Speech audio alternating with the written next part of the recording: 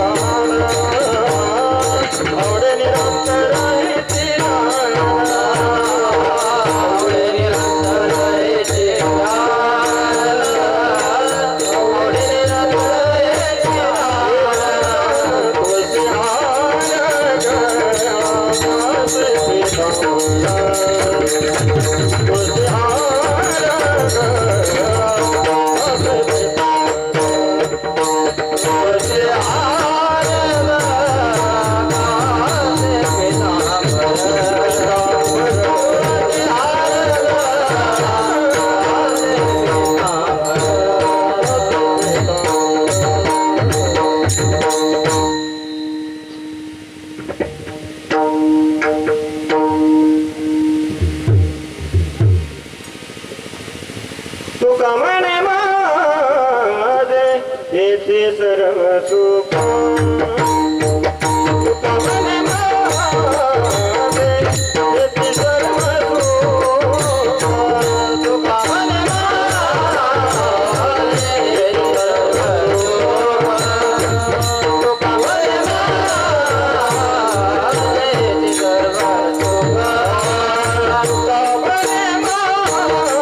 माझे येथे सर्व सुख तुका म्हणे माझे येथे सर्व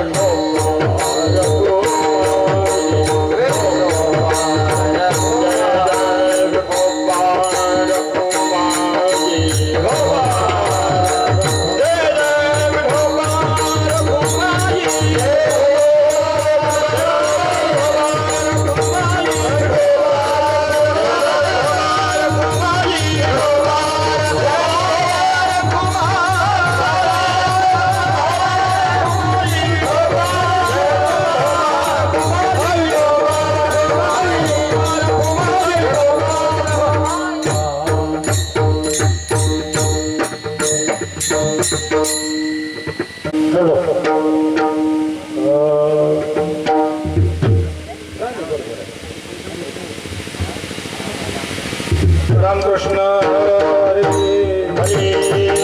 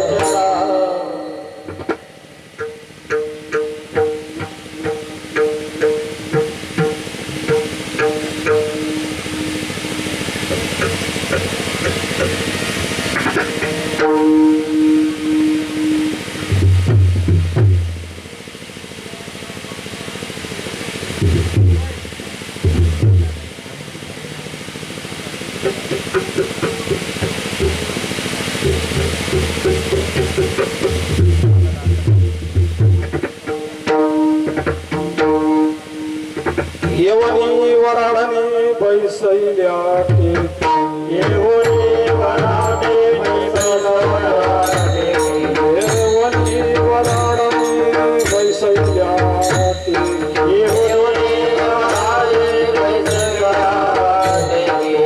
कोण वराड नाही कोण वराड नाही कोण वराड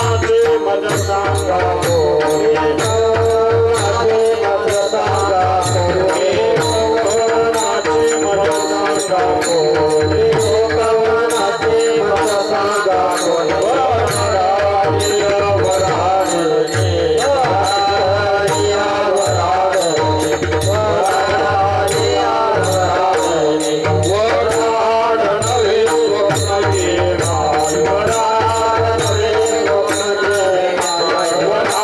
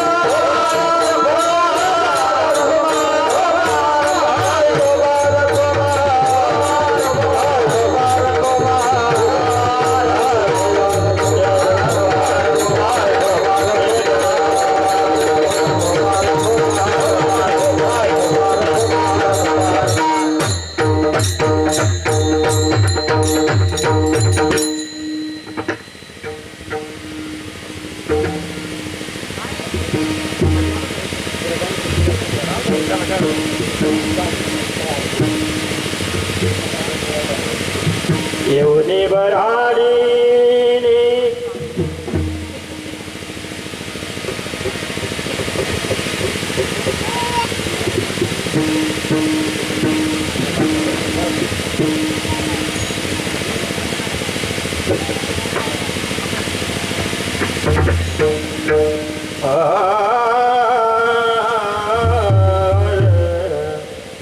येऊने बराडीने पैसऱ्याटे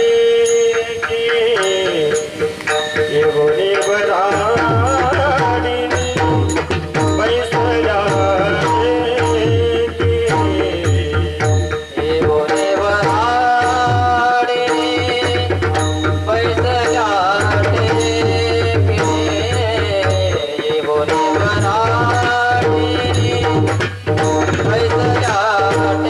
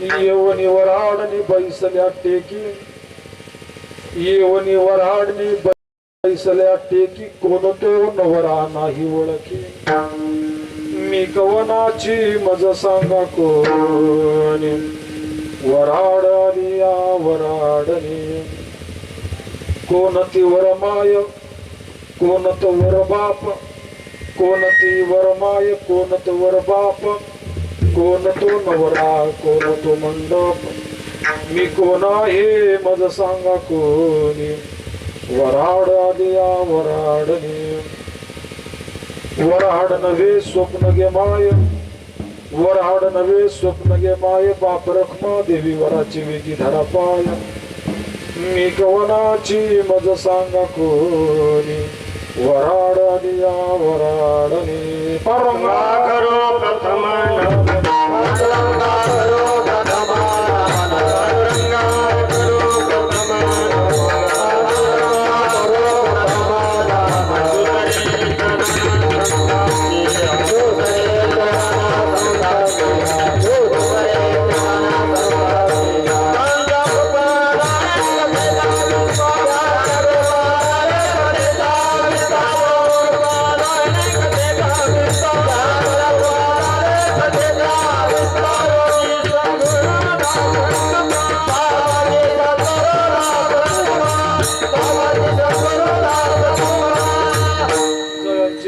स्मरण होय सकळ विद्येचे अधिकरण ते जीवन श्री चरण श्री सद्गुरू नमस्कार ओम नमो ज्ञानेश्वरा करुण करा दया ओम नमो ज्ञानेश्वरा करुण करा दया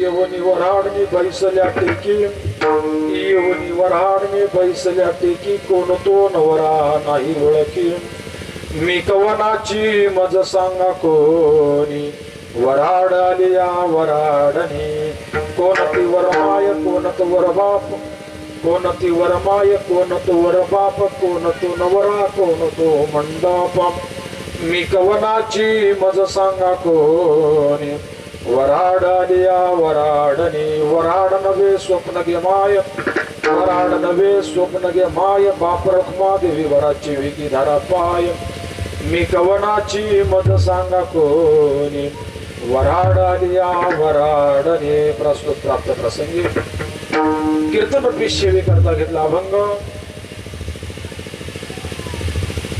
ज्ञानी यांचे राजे माऊली महावैष्णव ज्ञानोपाराय यांचा उत्कृष्ट असा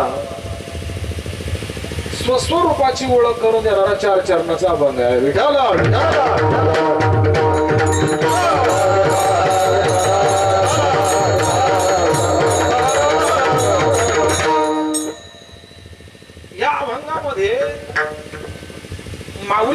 महावैष्णव ज्ञानोबाराय लग्नाचं रूपक करून भगवान परमात्म्याच्या स्वस्वरूपाच्या एकीकरणाची किंवा अनुभूतीची खऱ्या अर्थानं ओळख करून देत आहे. साधू संतांनी अभंगाची रचना करत असताना जगद्गुरु तुकोबरा असतील, नामदेव महाराज असतील, शांतीब्रह्म एकनाथ महाराज असतील, ज्ञान विज्ञान एकत्रित करून किंवा व्यवहार आणि परमात्म्याला व्यवहाराचं स्वरूप दाखवून परमात्मा खऱ्या अर्थानं पटवून देण्याचं कार्य केलेलं आहे. व्यवहारामधील दैनंदिन जीवनामध्ये करत असलेल्या कार्याचं रूपक दाखवून खऱ्या अर्थानं सिद्धांत पटवून देण्याचं काम संतांनी केलेलं आहे. आणि महावैष्णव ज्ञानोबाराय सुद्धा या अभंगामध्ये एका लग्नाचं रूपक दाखवत आहे. आणि रूपक दाखवत असताना नवरी नवरदेवाचं वर्णन करत असताना नवरीची संभ्रम अवस्था व्यक्त करतात.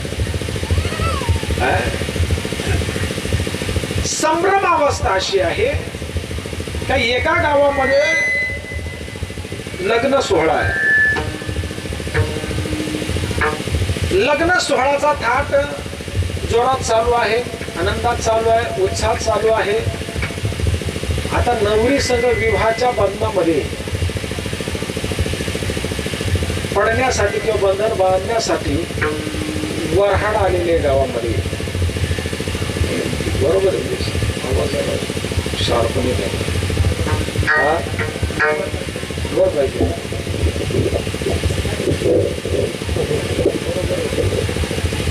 हॅलो, वऱ्हाड लग्नासाठी आलेलं आहे. आणि लग्नासाठी आल्याच्या नंतर नवरीला प्रश्न पडलेला. नवरीला काय प्रश्न पडलेला? त्या गावामध्ये वऱ्हाड आल्याच्या नंतर एक जागा असते नवरदेव बसवायची प्रत्येक गावामध्ये. काय? आणि ती जागा असल्याच्या नंतर प्रत्येक गावामध्ये कुठेही लग्न असू द्या, पण त्या नवरदेवाला बसवण्यासाठी विशिष्ट अशी जागा असते. मग आता आपल्या रीतिरिवाजाप्रमाणे आपण ते आपल्या परीनं मांडू शकता किंवा मान्य करू शकता. पूर्वीच्या काळामध्ये गावीचं एखादं मंदिर असायचं किंवा एखादी असं काहीतरी एक जागा असायची, तर तिथं येऊन तो नवरदेव बसवायचा. आणि नवरदेव बसल्याच्या नंतर मग गावातील काही महिला वर्ग त्या वऱ्हाडासाठी पाणी पुरवठा वगैरे किंवा काही खाद्यपदार्थ वगैरे असं त्या नवरदेवाला पुरवायचं. आणि पुरवल्याच्या नंतर तिथं नवरदेव असायचा जवळजवळ त्याच ठिकाणी वऱ्हाड असायचं म्हणल्यापेक्षा असतंच. आणि जिथं नवरदेव थांबवला जातो, मला वाटतं तिथं डीजे सुद्धा लावल्या जातात आणि तिथून मग त्या बिचाराची मिरवणूक निघते. ज्या ठिकाणी तो नवरदेव ठेवलेला जातो त्याच ठिकाणी वऱ्हाड असतं आणि त्याच ठिकाणी वऱ्हाडणी सुद्धा असतं.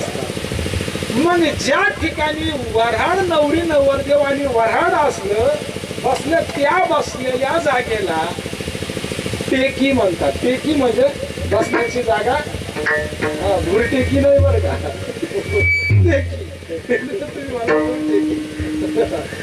मग म्हणतात येवनी वऱ्हाडणी बैसल्या टेकी, किंवा त्या जागेवरती त्या टेकून बसल्या, आरामशीर बसल्या, उन्हातानात थकून भागून आल्या आणि निवंत बसल्या. परंतु आता वऱ्हाड आलं, सगळं आलं, सगळ्या गोष्टी झाल्या, पण नवरीला अशी काही संभ्रम अवस्था झाली. आणि अवस्था झाल्याच्या नंतर तिला तिच्या कार्याचा खऱ्या अर्थानं भुरळ पडलं म्हणा, विसर पडलं म्हणा, काहीतरी एक बाधा झाली म्हणा. आणि मग तिला प्रश्न निर्माण झाला आणि ती प्रश्न निर्माण करते. काय निर्माण करते? का वऱ्हाड आलेला आहे, पण नवरदेव कोण आहे? कोण होतो नवरा? नाही ओळख, त्याची ओळख नाही. बर, अजून ती पुढे प्रश्न विचारते, मी कोण आहे? मी कोणाची आहे? आणि मी कोण आहे? मी कोणाची? मज सांगा, माझा नवरदेव नेमका कोण आहे? मी नेमकी कोणाची नवरी आहे? मी कोणाचे एकरूप होऊ? हा एक तिला एक संभ्रम अवस्था झालेली. मी कवनाची, मज सांगा कोणी? वऱ्हाड आली या वऱ्हाडाला एक प्रश्न विचारते किंवा त्या वऱ्हाडींना सुद्धा ते प्रश्न विचारते. तुझा पुढचा अजून काही प्रश्न आहे त्याच्यामध्ये. कोण तो वरमा, कोण ती वरमाय, कोण तो वरबाप, कोण तो नवरा आणि कोण तो म्हणतात. वरमाई नेमकी कोणती आहे, वरबाप नेमका काय आहे, नवरा नेमका कोण आहे आणि मंडप नेमका कोण आहे, हा सगळा संभ्रम अवस्था आणि तिची झालेली तिचा ते प्रश्न विचारण्याचं काम चाललेलं आहे. पण माऊली ज्ञानोबा रायने अभंगामध्ये वास्तविक पाहता तसं स्पष्टीकरण दिलेलं आहे, पण ते अंतर्भावाने बाह्यरंगाने तसा उल्लेख न करता त्यांनी स्पष्टपणे एका वाक्यामध्ये उत्तर देऊन दिलं आहे. वऱ्हाड नव्हे स्वप्न गे, ज्याच्याबद्दल तू विचार करते वास्तविक पाहता ते फक्त दिसायला तो तुला झालेला भास आहे, संभ्रम अवस्था आहे, पण वास्तविक पाहता ते तसं काही नाही, ते फक्त स्वप्न आहे. ती फक्त तुला झालेली भ्रांती आहे. तर त्या भ्रांतीचा तू विचार करू नको, त्या स्वप्नाचा तू विचार करू नको, तर तू तुझ्या जीवन क्रांतीचा विचार कर. मग कुठली क्रांती आहे? वऱ्हाड नव्हे स्वप्न गे माय. तू त्या नवऱ्याचा विचार करू नको, त्या वरमाईचा विचार करू नको, त्या वर्णाचा विचार करू नको, तर तू नवऱ्याचाच विचार कर. पण कोणत्या नवऱ्याचा विचार कर, तर बाप रखमा देवी वरून वेगी राहावे. बाप रखमा देवी वराचे, वरून नाही, वराचे शब्द काय आला, वराचे. वर म्हणजे नवरा, वर म्हणजे नवरा. तू वराचेच पाय धर, हो, पण कोणत्या, त्या मरक्या वराचे नाही, तो जो डीजेवर नाचत येतो त्याचे नाही. तुला जर तुझ्या सुखासाठी जर जीवन जगायचं असेल, तू वराचेच पाय धर, पण कोणत्या, तर बाप रखमा देवी वराचे. विठाला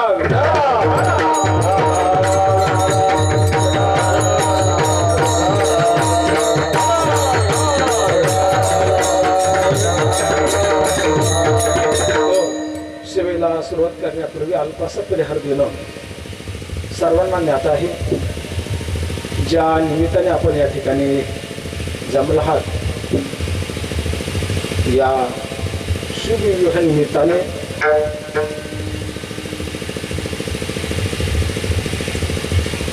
कैलासवासी सावळेराम लहू पाटील यांची नात सौभाग्यवती सुनीता वस्त्रे देवराम सावळेराम पाटील, मुक्काम पोस्ट सूर्यमाळ, तालुका मोखाडा, जिल्हा पालघर यांची द्वितीय कन्या व श्री रामचंद्र योगेश भागा कोरडे यांची भाची, तसेच यांची भाची मेघा, तसेच सौभाग्यवती मीरा वस्त्रे दिलीप पुंडलिक फाळके यांचे ज्येष्ठ सुपुत्र,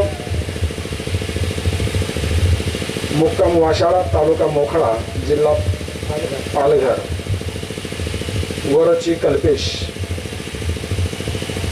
मेघा आणि कल्पेश ब्रह्मचारी आश्रमामधून गृहस्थ आश्रमामध्ये खऱ्या अर्थानं उद्याकडे त्यांचा प्रवेश होणार आहे. या विवाहाच्या बंधनामध्ये दोन्ही दाम्पत्य येणार आहेत आणि त्या निमित्ताने या सर्व कुटुंबियाने, ह्या परिवाराने या विवाहाच्या निमित्तानं भगवान परमात्माच्या कृपा आशीर्वादाने सर्व पाहुणे मंडळी, साधक माईबापांच्या सहकार्याने, सद्गुरू सच्चिदानंद श्रीपाद रामदास बाबा यांच्या आशीर्वादाने व गुरुवारी हरिभक्तप्रायण बाबुराव बाबा भागडे बाबांच्या मार्गदर्शनाने या विवाहाच्या निमित्ताने खऱ्या अर्थानं हा 1.5 दिवसीय वैष्णव मेळावा आणि खऱ्या अर्थानं या वधूवरांना एक आशीर्वाद देण्यासाठी या वैष्णव मेळ्याच्या निमित्ताने तुम्ही आपण सर्व सोयरे राहिले अत्यंत गणगोत नातेवाईक मंडळी, गावकरी मंडळी, पंचक्रोशी मंडळी, पाहुणे मंडळी, साधक मंडळी खऱ्या अर्थाने या निमित्ताने इथे आलात. आणि खऱ्या अर्थानं बाबांच्या विचाराने जर विचार जर केला तर हा एक उत्कृष्ट असं एक प्रयोजन आहे, एक निवेदन आहे का इथून पुढच्या पिढीला आपण काय संदेश दिला पाहिजे आणि काय केलं पाहिजे. वास्तविक पाहता लग्नामध्ये ही अवस्था बघणं म्हणजे ही कुठेही नाही बरं का. जगाच्या पाठीवरती कुठेही नाही. जवळजवळ किती माळकरी असू द्या, एखादा किती महाराज मंडळी असू द्या, तरी लग्नामध्ये कीर्तन होणं, प्रवचन होणं म्हणजे ही गोष्ट दुर्गम आहे, ही गोष्ट विरळ आहे. नवे नवे साधू संत सुद्धा सांगू दिला, जिथं कुठंतरी काहीतरी पुण्याईचा ठेवा आहे, साधू संतांची कृपा आहे, ईश्वरी कृपा आहे, परमार्थिक ओलावा आहे, अशाच ठिकाणी आपल्याला हे पाहायला भेटणार आहे. हे कुठेही नाही. काय नाही तर हल्ली जर पाहिलं लग्नामध्ये सगळा धुमाकूळ उठलेला काय. बऱ्याच काही माझ्या महिला मंडळी म्हणत असतील काय, हो कुठंतरी आमचं रातभर जागरण चाललं असतं गाण्याचं वगैरे, कुठंतरी सगळं बंद झालं, हे काही लग्नामध्ये मध्येच येऊन बसलं नाही का. हा तुम्ही बघत असाल रातभर गाणी. एक दिवस तर मला रातभर झोप नाही, कामावर निघून गेलो, तिकडे निवडतो झोपलो. इतक्या रातभर गाणे, इतका त्याच्या डीजेचा गोंधळ सगळ्या आणि म्हणून वास्तविक पाहता आजच्या धकाधकीच्या जीवनामध्ये का, कारण इतरांना तो संदेश आहे महत्वाचा, इतरांना निरोप आहे का पुढच्यानी सुद्धा काय करावं, कारण शास्त्र याला पुरावा देतात, वडील जे जे करतील त्या माझ्या वडिलांची मी राशिका देवान तुझी चरण सेवा पाडू नका. वाढ वडिलांनी जर आपण जर काहीतरी दाखवलं, आपण काहीतरी केलं, तर इतरांना सुद्धा वाटेल काहीतरी करावं काय. आणि म्हणून हा एक संदेश आहे, हा एक निरोप आहे, किंवा याच्या माध्यमातून त्या वधूवरावरती एक कृपा आशीर्वाद प्राप्त व्हावं, त्यांचं भावी आयुष्य, भावी जीवन सुखी समृद्धी जावं परमार्थ सेवेने. कारण जसं पेराल तसं उगवल काय, जसं पेराल तसं उगवल. आणि म्हणून इथं जर सात्विकता झाली तर त्यांच्या जीवनाची खऱ्या अर्थानं सात्विकता झाल्याशिवाय राहणार नाही. आणि म्हणून साधू संतांनी कृपा प्रसादाने जो प्रसाद आपल्याला दिला, तो प्रसाद ह्या विवाहाच्या माध्यमातून इतरांना कसा जाईल, म्हणून खऱ्या अर्थाने या कुटुंबियांनी हे नियोजन ठेवलं. त्या माध्यमातून आजची ही जागराची कीर्तन रूपी सेवा माझ्यासारख्या पामराच्या वाट्याला आली. म्हणून मी या सर्व कुटुंबियांचा यांना खऱ्या अर्थाने सेवा करण्याचं योगदान दिलं. मला धन्यता देतो. आजच्या कीर्तनासाठी उपस्थित सर्व गायक वादक सगळ्यांच्या चरणावरती नतमस्तक. उत्कृष्ट असे सगळे आपल्या परिचयातले आपले सगळे गायक मंडळींची आपल्याला साथ आहे. घोटीवरून आलेली सर्व काही मंडळी, बाहेर गावून आलेली साधक मंडळी, सगळ्यांनाही खऱ्या अर्थानं चरणावरती नतमस्तक होतो. वास्तविक पाहता काही मंडळी बऱ्याच लांबून आले. आमचे सुरेश महाराज औरंगाबादवरून आले.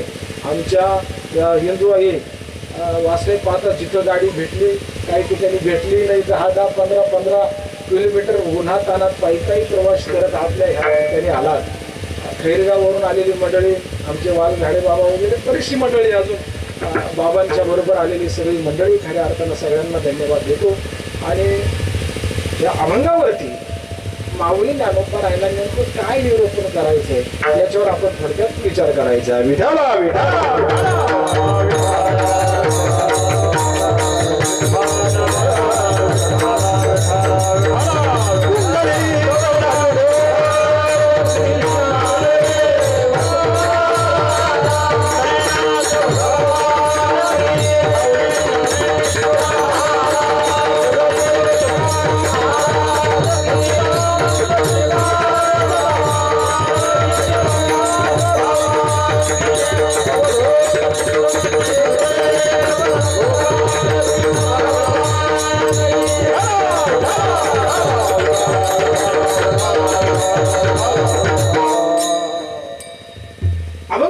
महावैष्णव ज्ञानोबरायचं लग्नाचं रूपक करतात आणि लग्नाचं रूपक करून खऱ्या अर्थानं माऊलीला संदेश द्यायचा.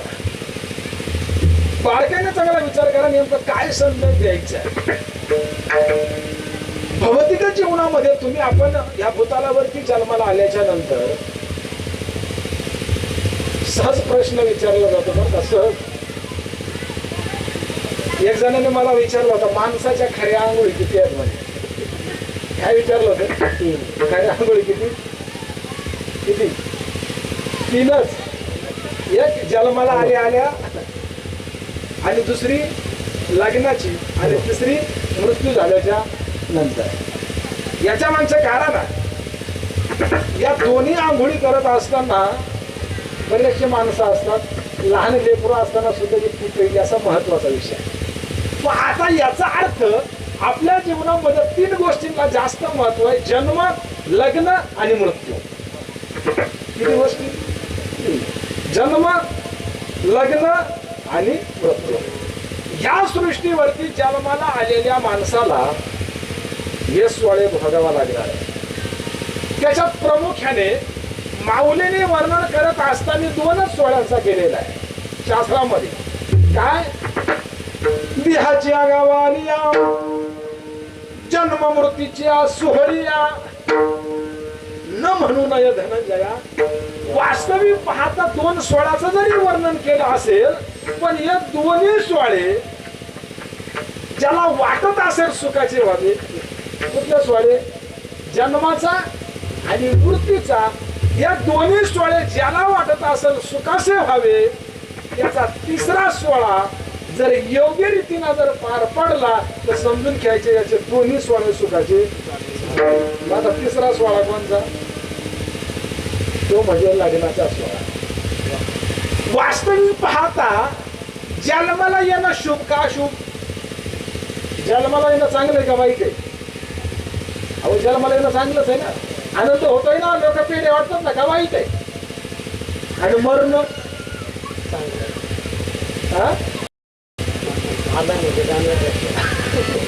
हे फक्त इथं सुस्त आहे. करणी करता 3 कापे, जेव्हा फिरती ना मग कळत. वास्तविक पाहता मृत्यू ही गोष्ट चांगली आहे तुमच्या इथल्या भाषेत, पण मायाच्या दृष्टिकोनातून विचार केला तर कार्यक्रम अवघड आहे. काय? थोडा दिवस का होईना, पण 2 दिवस जेवण करत नाही. बरा होता, चांगला होता, त्याच्यावर बरंच काय काय कमावलं गेला. काय म्हणजे मरण वास्तविक पाहता संतांच्या दृष्टीने चांगलं आहे, म्हणून मृत्यूला सुद्धा माऊलीने सोहळा दिला. पण याच्याही पलीकडे साधू संतांनी काही पुरावे दिलेले आहेत, आपल्याबद्दल वर्णन करतात. नेहमीच आपण विचार करतो त्यांचा काम या भूतालावरती 5,84,000 खाली ह्या भूतालावरती जन्माला आले, आणि जन्माला आल्याच्या नंतर भगवान परमात्मेने दिलेल्या आयुष्य मर्यादामध्ये आपलं जीवन दिनचर्या चालतात, क्रियाक्रम करतात. कर्मयोगाने जीवन जगत असताना एक दिवस या पंचतत्वाच्या देहाला सोडून ह्या देहाचा त्याग होतो, देहाचा नाश होतो.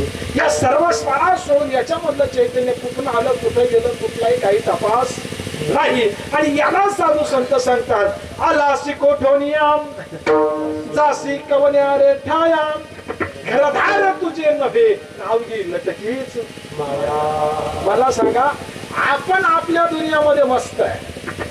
कोण सुखात आहे, कोण दुःखात आहे, कोण भ्रमात आहे, कोण संभ्रमात आहे, कोण आनंदात आहे, कोण रडतय, कोण हसतय, कोण काय करतय, कोण काय करतय, कोण कोणासाठी काय करतो, कोण कोणासाठी काय करतो. आपण दुनियात मस्त आहे, कोण स्वस्त आहे, कोण काय कसं त्याला माहिती.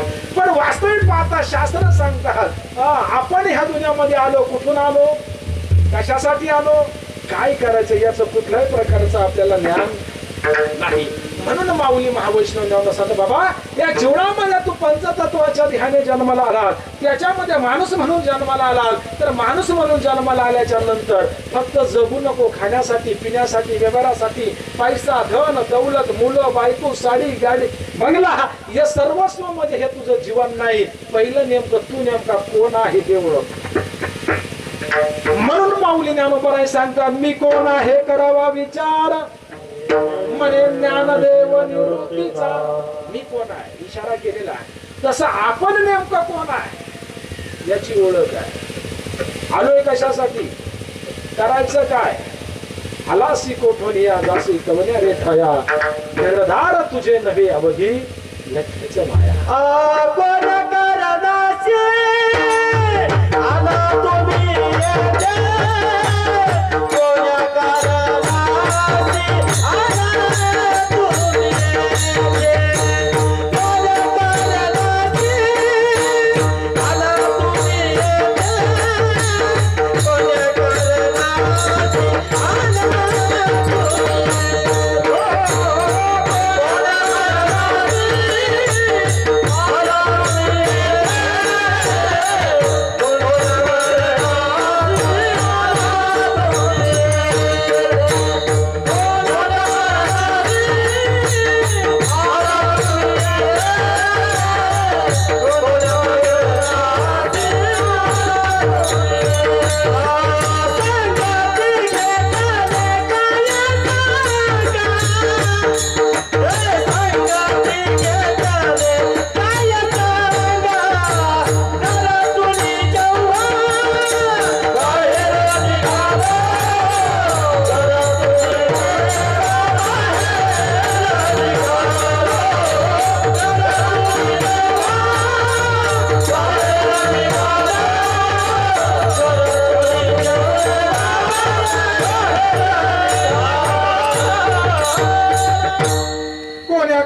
कशी आला तुम्ही येथे, कुठल्या कारणासाठी आपण या ठिकाणी आलात काहीच माहिती नाही.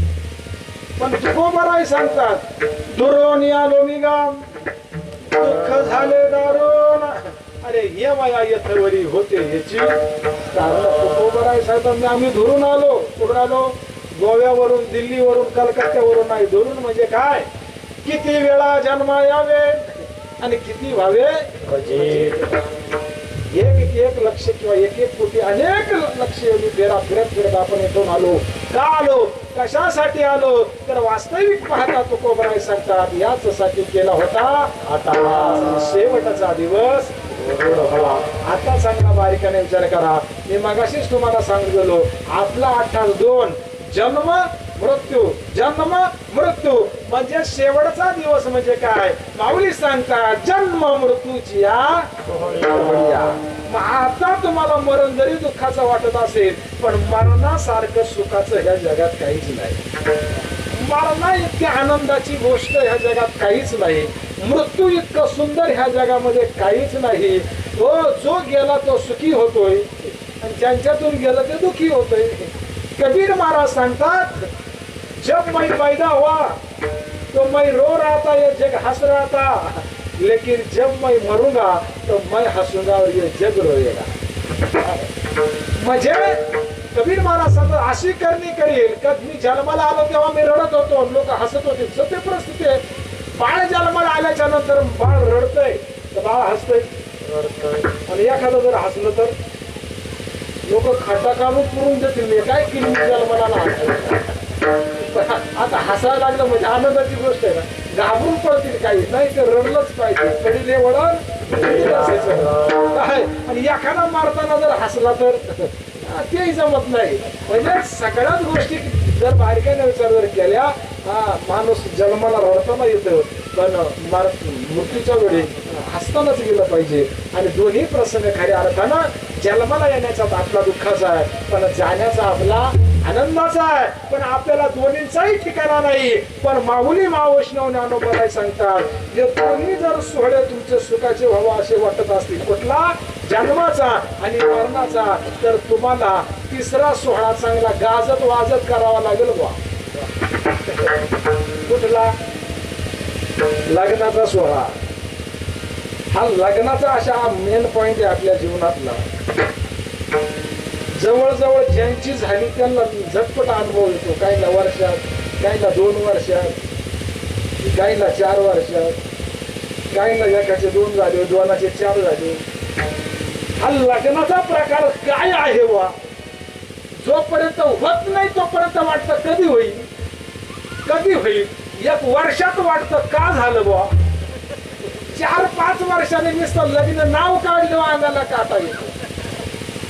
काय म्हणजे आपल्या आयुष्यामध्ये सुख दुःखी जीवनाचा हा असा काही टप्पा आहे का 3 दिवस असे काही आपण संभ्रम अवस्था असते. तो बँडवाले, हारवाले, डीजे वाले, बाबा फोटोग्राफर, ती ऍक्शन वगैरे सगळ्या गोष्टी, व्हिडिओ शूटिंग वगैरे सगळा थैमान असतोय.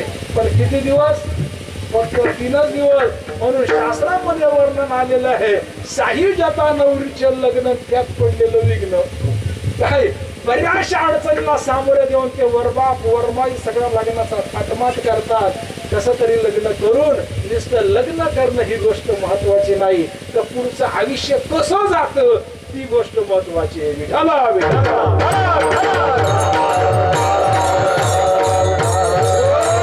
आपल्या जीवनामध्ये 3 सोहळे महत्वाचे. जन्माचा सोहळा, मृत्यूचा सोहळा, आणि हे दोन्ही सुखाचे होण्यासाठी आपला 3रा सोहळा योग्य झाला पाहिजे, तो म्हणजे लग्नाचा सोहळा. काय पती पत्नी जर एक विचाराची भेटली, चांगल्या संस्काराची भेटली, तर समजून घ्यायचं मृत्यूपर्यंत सुखामध्ये जाणार आहे, अंतिम टप्प्यापर्यंत. आणि त्याच्यामध्ये जर बिघाड झाला तर सगळा गोंधळ आहे. तुम्हाला एक दृष्टांत सांगतो मी. जुन्या काळातला आपले हाडके बाबा सांगायचे, 2 नवरा बायको होते आणि 2घही भामटे होते. बऱ्याच कुटुंबात असतात असे भामटे. एकतर कुटुंबामध्ये ना नवरा हुशार असावा, नवरी बावळट असावा, किंवा नवरी हुशार असावा, नवरा बाळ दोन्ही सारखी नको बरं का. कुठंतरी पार्ट खाली पाहिजे. आता काय झालं, रविवारचा दिवस होता, बऱ्याच लोकांचे वार ठरलेले असतात, तर नवऱ्यानं काळ्या पिशीत घेऊन आला. कोण? नवरा काळ्या पिशीत घेऊन आला. बाई कुठं दिलं म्हणे, कर सकाळचा टाइम होता आणि लवकर कर बरं हे म्हणे. म्हणे ठीक आहे चालेल, करते करते. आता तिनं ते चुलीवरती शिजत ठेवलं, त्याच्यावर झाकण पिकन वगैरे ठेवलं आणि ठेवल्याच्या नंतर पूर्वीच्या काळामध्ये काय घरी नळ नव्हते, लांबून विहिरीवरून पाणी आणायला लागायचं. आणायला लागायच्या नंतर ही काय म्हणते, याच्यावर लक्ष ठेवा बरं का, कुत्र बित्र येईल, मी विहिरीवरून पाणी घेऊन येते म्हणे. हा म्हणे हो ठीक आहे चालेल. बायको विहिरीवरती पाणी आणायला गेली. एवढ्यात याच्या मनात विचार आला का आपण जरा चाखून पाहू, काय करावं. याने एक प्लेट घेतली, काय केलं, याने एक प्लेट घेतली आणि घराच्या पाठीमागं घेऊन गेला खायला. गपची बायकोच्या बिने जाईल चोरून खायला लागला. तेवढ्यात बायको आली आणि आल्याच्या नंतर तिने हाडे बिडे उतरवले. तिने पाहिला नवऱ्याला लक्ष ठेवायला सांगत, पण हा काय गायब आहे, हा काय कुठं दिसत नाही. हा याच्या आता आपण सुद्धा कार्यक्रम वाजवला. मला वाटलं बायकोने सुद्धा प्लेट घेतली बरं का, बायकोने सुद्धा प्लेट घेतली आणि तिने मनात विचार आला, आता आपणही घराच्या मागे जाऊन खाऊ. याचं प्रवचन आधीच चालू होतं, तिला माहीतच नाही. हो, जशी ती प्लेट घेतली मागे गेल्याबरोबर हे तिला दिसलं आधीच कार्यक्रम. पण ती अशी चालाक होती, तिने लगेच मंत्र बदलला. ती म्हणते काय घातलंय बार तुमचं, घ्या ये खा तुम्ही, घरा तुमच्या डोंबल्यामध्ये, अजून घ्या म्हणे, बार चोरून खास होते. आता ही सुद्धा कशी राहिली होती, चोरूनच खायला. पण जसं समोर दोघही पकडले तसं हिना मंत्र बदलला. आता मला सांगा, ही ठरवावी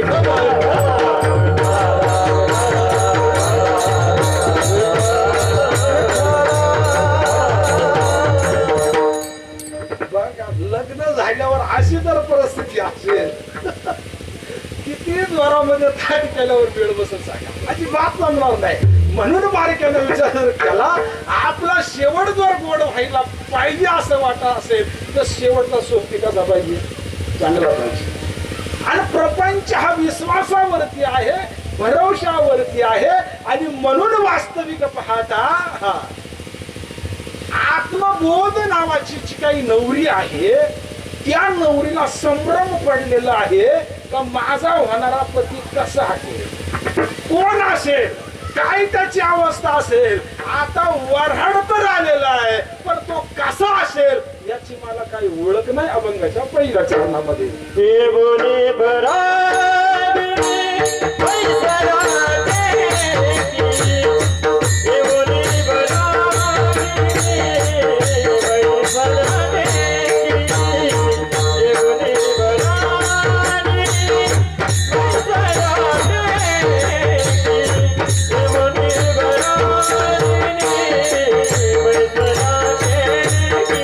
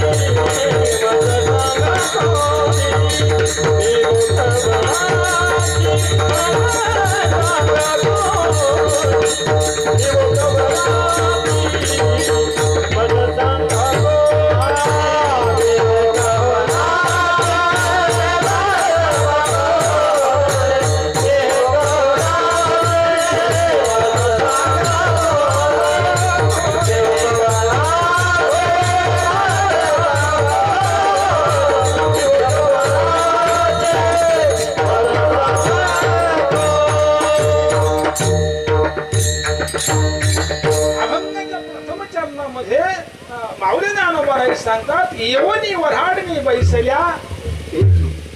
कोण तो नवरा नाही ओळखी. आता वऱ्हाडणी म्हणजे नेमकं काय? लग्नाचं रूप करता गावामध्ये लग्न आहे. कोणत्या गावामध्ये? तर देहरूपी गावामध्ये, देहाच्या गावा किंवा देहरूपी गावामध्ये लग्न आहे आणि तिथं वऱ्हाड आलेले आहे. मग आता कोणचं वऱ्हाड? तर इंद्रिय रूपी वऱ्हाड आलेलं आहे. वऱ्हाड म्हणजे इंद्रिय, हे पंच ज्ञानेंद्रिय ह्या देहामधले, या ज्ञानेंद्रिय रूपी हे सगळं वऱ्हाड आहे. आणि या वऱ्हाडावरती या गावाच्या लग्नाचा सोहळा खऱ्या अर्थानं साजरा होतोय, उत्साह होतोय. मग आता याच्यामध्ये आत्मबोध नावाच्या अवस्थेला किंवा एका नवरीला उत्कंठा लागलेली आहे. त्या पंचतत्वाच्या देहाच्या माधून देहाच्या गावाला मी इथं आलेलो आहोत, पण मी नेमका कोण आहे? माऊली ज्ञानोबरांचं म्हणायचं की उदाहरण सांगतो मला, मी कोण आहे, मी कोण आहे. भगवान परमात्म्याचा अर्जुनाला सुद्धा प्रश्न आहे. वास्तविक पाहता हे जे सगळं दिसतं, हे म्हणतात तुम्ही आम्ही सगळं इथं बसलेलो आहोत, या सगळ्या गोष्टी ह्या डोळ्याने फक्त प्रकृतीने दिसण्यासाठी आहेत. पण ह्या आज आहे उद्या नाही. हा मंडप आज आहे उद्या नाही. तुम्ही वराडी आज आहेत उद्या नाही. वास्तविक पाहता ह्या प्रकृतीला दिसणारं हे सगळं नशिबार आहे, हे नाशी पावणार आहे. तिला आशा नवरदेवाची ओळख आहे किंवा उत्खंठा लागलेली आहे का जो मला आयुष्यभर जन्मजन्मी मला जोपर्यंत चंद्र सूर्य तारा आहे तोपर्यंत तो माझ्या सानिध्यात राहिला पाहिजे. त्या नवरदेवाचा जन्माचा नाही मृत्यूचा कुठल्याही प्रकारचा संबंध नसला पाहिजे. काय अशा अवस्थेतल्या त्या नवरदेवाची मला ओळख कोण सांगेल मला? तो कसा आहे? ज्याला जन्माचा संबंध नाही, ज्याला मृत्यूचा संबंध नाही, ज्याचा सुख दुःखाचा संबंध नाही, ज्याचा कशाचाही त्याला लवलाश नाही, अशा नवरदेवाची मला ओळख गरज आहे, अपेक्षा आहे. त्याच्या स्वरूपाशी मला एक रूप व्हायचं आहे. असा नवरदेव नेमका कोण आहे? कोण तो नवरा नाही ओळख. ज्या नवऱ्याची मला अपेक्षा, अशा नवऱ्याशी मला ओळख नाहीये. कोण करून देईल मला ओळख? हो, म्हणून वास्तविक पाहता बारकाईने विचार जर केला, भगवत भक्ती करत असताना भक्ती करण्याचे काही प्रकार सांगितलेले आहेत. मग आता काय प्रकार भक्ती करण्याचे प्रकार आहेत? अनेक प्रकार आहेत. भक्तामध्ये प्रकार आहे, भक्तीमध्ये प्रकार आहे. वास्तविक पाहता भक्ती एकेचीच केली जाते, करणारा एकटा असतो, पण त्याच्यात प्रकार दिलेले असतात. जसं शास्त्रामध्ये वर्णन केलेलं अभ्यासावली गहन, मग पार्थाते ज्ञान आणि ज्ञानावली ध्यान विशेष. काही फक्त अभ्यास करूनच कीर्तन करतात. अभ्यास म्हणजे काय? पाठांतर करायचं, ताल स्वर बसवायचा आणि पाठ केलेलं लोकांना सांगायचं. जोपर्यंत पाठ आहे तोपर्यंत सांगायचं. पाठ संपला त्याचं बारबीड संपलं. याला फक्त अभ्यासाचा प्रकार म्हणतात. पण इथं साधन अभ्यासापेक्षा पुढं महत्वाचं काय आहे? ज्ञान आहे. ज्ञानापेक्षा पुढं ध्यान आहे. तसं भक्तीमध्ये सुद्धा प्रकार आहे, अनेक प्रकार आहे. काही माळी घालूनही भक्ती करतात, काही माळ न घालताही भक्ती करतात, काही खाणं पिणं बंद करून भक्ती करतात, काहींना खाणं पिणं बंद न करता सुद्धा भक्ती करतात. आता वास्तविक पाहता भक्तीच्या स्वरूपाचा विचार जर केला, काही वर्ग असा आहे फक्त लोक परमार्थ करतात म्हणून आपण करायचं. पण काय करायचं याचं काही लवलाश नाही, याचं काही नॉलेज नाही. काही परमार्थ करत असताना साधू संतांनी जीवनामध्ये निळोबाने सांगतात, मार्ग जाऊन गेले आहे दयानिधी. त्यांनी ज्या मार्गावरती परमार्थ केला त्या मार्गाने करतात. त्याच्या स्वरूपाशी एकरूप झाले, त्या स्वरूपाशी एकरूप होण्यासाठी अध्यात्माच्या माध्यमातून परमार्थ करतात. मग आता वास्तविक पाहता जसं सच्चा, कच्चा, बच्चा असे अनेक प्रकार आहेत. जसे कीर्तनकारामध्ये काहींना सच्चा म्हणतात, काहींना बच्चा म्हणतात, काहींना कच्चा म्हणतात, काहींना अच्छा म्हणतात, काहींना लुच्चा म्हणतात. किती प्रकार झाले? तुम्हाला थोडं सविस्तर सांगतो, म्हणजे हे भक्तीवरूनच तयार झाली, हे कशावर झाले? हा हा आता बघा, म्हणजे एखादा कीर्तनाला गेला आणि कीर्तनाला गेल्याच्या नंतर येतील त्याचं समाधान, कोणाचं काही 1 रुपया मागायचा, जे पेटून पाण्यापुरतं दिलं त्याचं समाधान, त्याला म्हणतात अच्छा, म्हणजे चांगला आहे बा. काय एखाद्याचा जर 400-500 रुपये पाकिटात जर कमी आलं तर हट्ट धरून मागून घेणारा बच्चा. काय हो, आणि एखाद्याला इथल्यापेक्षा तिकडं जर 2-4 हजार जर भेटले, कोणीतरी मेलं सांगायचं म्हणून इथलं सोडायचं आणि तिकडची तारीख धरायची, त्याला म्हणायचं लुच्चा. कसं म्हणायचं? लुच्चा. असे प्रकार आहे भक्तीचे प्रकार. तुम्हाला कीर्तनकारांचा पुरावा दिला फक्त, हे भक्त किती प्रकारचे असेल तुम्ही तर्क लावा. काय हा लुच्चा. हो, काही काही फक्त शास्त्र सांगूनच त्यांना अनुभूती काहीच नाही, म्हणजे कच्चा. कसं म्हणतात? कच्चा. आणि एखादा जो असा आहे कीर्तन करतो पण काही घेतच नाही, सच्चा. काही घेतच नाही. सच्चा म्हणजे का? साधू संतांनी जसा परमार्थ केला तसाच करायचा, काही घ्यायचं नाही, त्याला म्हणजे सच्चा, अच्छा, कच्चा. बर, आता म्हणजे आता हे जरी यांची वर्तणूक असेल पण यांची सुद्धा एक भक्तीच असं त्यांना वाटतंय. मला वाटतंय त्यांना वाटतंय. आता आपल्यामध्ये भक्ती करणारे बघा ना, काहींची सात्विक भक्ती आहे, काही देवांना आपल्या भाषेत सांगतो चोख सोडून काही चालतच नाही. चोख चोख कळतोय का? चोख.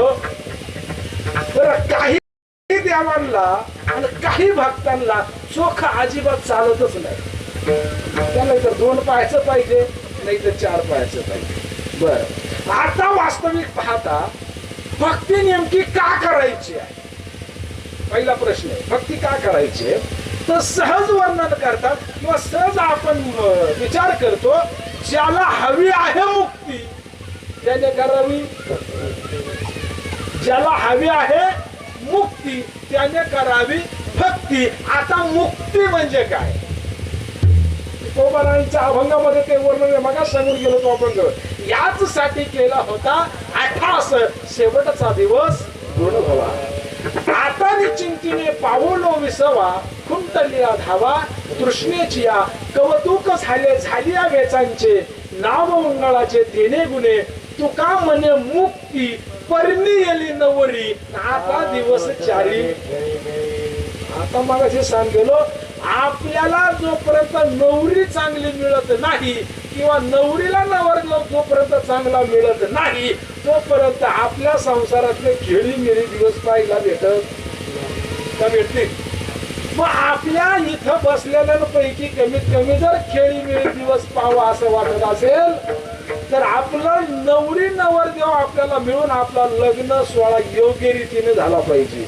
आणि तो जर झाला नाही तर जीवनामध्ये मेळ बसणार नाही. आणि म्हणून ही जीवनमुक्ती नावाची नवरी प्रश्न विचारते, येवनी वऱ्हाडणी बैसल्या, कोण तो नवरा नाही ओळखी. आणि म्हणून त्या इंद्रिय रूपी वऱ्हाडाला, इंद्रिय रूपी वऱ्हाडाला ती प्रश्न करते अभंगाच्या 2ऱ्या चरणामध्ये. मी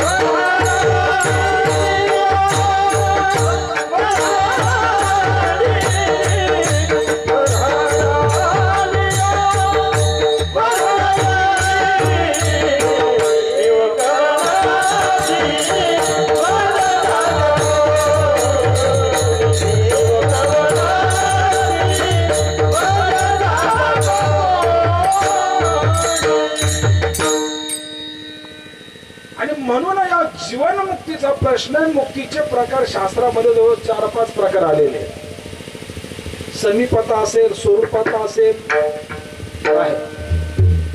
3-4 प्रकार मुक्तीचे आलेले आहेत. आता म्हणजे त्या प्रकार याच्यामध्ये का पडले, ज्याची जशी भक्ती असेल त्याला तशी मुक्ती आहे. पण शास्त्रामध्ये वर्णन करत असताना चौथ्या शेवटच्या मुक्तीचं वर्णन केलं ते म्हणजे सायुज्यता मुक्ती. आता ह्या मुक्तीचं वर्णन करत असताना तुकोबारांचं प्रमाण म्हणजे सांगितलं, तुका म्हणे मुक्ती करली गेली नवरी, आता दिवस चारी खेळी मिळेल.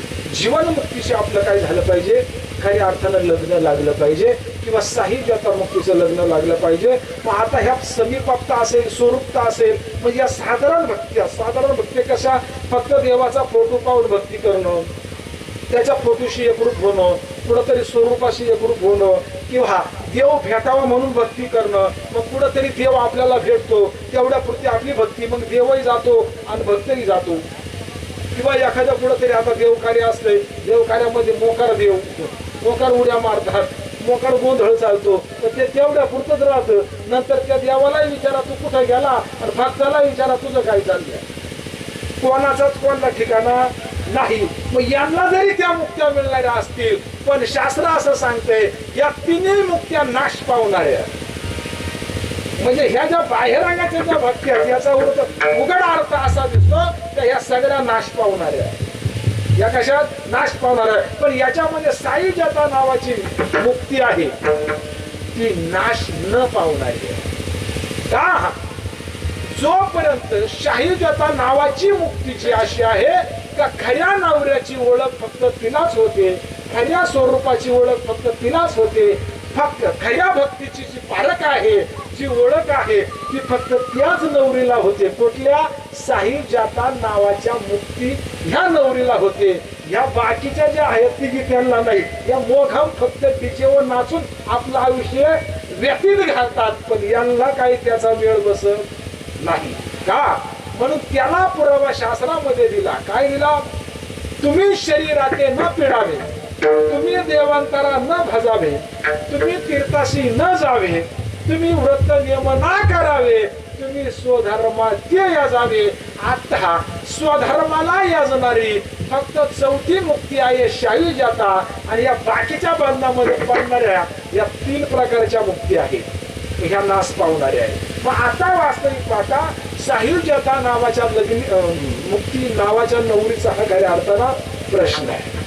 मी कवनाची मज सांगा, मी कवनाची आहे, मी कोण आहे, मी कोणाची आहे, मी कोणाची आहे. मग तिला त्याची ओळख करायची कोणाची, नवरदेवाची. मग आता बारकाईने विचार जर केला, आता ह्या देहरूपी गावामध्ये मंडप आहे, या देहरूपी गावामध्ये लग्न आहे. मग या देहरूपी गावामध्ये खऱ्या अर्थानं त्याला आत्मबोध म्हणतात किंवा जीवन सायुज्यता मुक्ती म्हणतात. ती मुक्ती ह्या गावामध्ये खऱ्या अर्थानं नांदते, आणि नांदत असताना तिचं लग्न समारंभ काढलेला. पण ज्याच्या संग लग्न आहे ओहो त्याची ओळख नाही, म्हणून इंद्रिय रूपी वारणाला ती प्रश्न करते, मी नेमका कोण आहे. आता वास्तविक पाहता हे जे इंद्रिय रूपी वर्ण हे सुद्धा नशिवर आहे. हे कसं आहे, नाशिवंत आहे, हे सुद्धा नश्वर आहे. पण या नश्वराला ती शाश्वत प्रश्न विचारते, सांगा मी कोण आहे, मी कोण आहे. अजून तिचा पुढचा प्रश्न आहे, तोच अभंगाच्या 3ऱ्या चरणामध्ये. Oh